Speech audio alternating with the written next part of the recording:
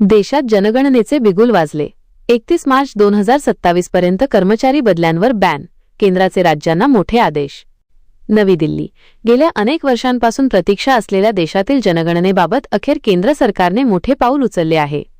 गृह सचिव गोविंद मोहन यांनी सर्व राज्यांच्या आणि केंद्रशासित प्रदेशांच्या मुख्य सचिवांना पत्र लिहून जनगणना 2027 ची तयारी युद्धपातळीवर सुरू असल्याचे स्पष्ट केले आहे. या प्रक्रियेत कोणताही अडथळा येऊ नये यासाठी जनगणना कामात गुंतलेल्या कर्मचाऱ्यांच्या बदल्यांवर 31 मार्च 2027 पर्यंत बंदी घालण्याचे आदेश देण्यात आले आहेत. 2 टप्प्यात होणार जनगणना. पत्रातील माहितीनुसार 2027 ची जनगणना ही पूर्णपणे डिजिटल स्वरूपाची असेल. यामध्ये स्वगणनेची सेल्फ इन्युमरेशन सोयही उपलब्ध करून देण्यात येणार आहे. ही प्रक्रिया 2 टप्प्यात पार पडेल.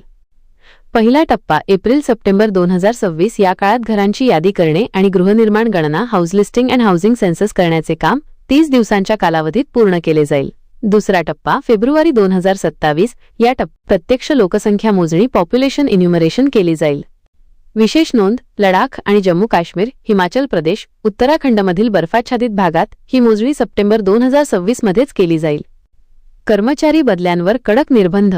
जनगणनेचे काम अत्यंत महत्त्वाचे आणि वैधानिक असल्याने या प्रक्रियेत सहभागी असलेल्या अधिकाऱ्यांच्या आणि कर्मचाऱ्यांच्या बदल्यांबाबत केंद्र सरकारने कडक पवित्रा घेतला आहे. 1. नियुक्ती प्रक्रिया सुरू. राज्य, जिल्हा, तहसील आणि प्रगणक गट स्तरावर जनगणना अधिकाऱ्यांच्या नियुक्तीची प्रक्रिया बहुतांश राज्यांमध्ये सुरू झाली आहे. 2. बदल्यांना स्थगिती. एकदा नियुक्त झालेल्या अधिकाऱ्यांची किंवा कर्मचाऱ्यांची जनगणना प्रक्रिया पूर्ण होईपर्यंत बदली करू नये अशा सूचना देण्यात आल्या आहेत. 3. मुदत. सर्व राज्य सरकारांनी हे सुनिश्चित करावे की जनगणना कार्यासाठी नियुक्त केलेले कर्मचारी 31 मार्च 2027 पर्यंत त्यांच्या मूळ पदावरून हलवले जाणार नाहीत. डिजिटल जनगणनेवर भर. यावेळच्या जनगणनेचे मुख्य वैशिष्ट्य म्हणजे तिचे आधुनिक स्वरूप. तंत्रज्ञानाचा वापर करून ही गणना अधिक अचूक आणि वेगवान करण्याचा सरकारचा मानस आहे. यासाठी कर्मचाऱ्यांचे प्रशिक्षणही विविध राज्यांमध्ये सुरू करण्यात आले आहे. जनगणना कायदा 1948 आणि जनगणना नियम 1990 अंतर्गत या सर्व अधिकाऱ्यांना आपले कर्तव्य पार पाडावे लागणार आहे.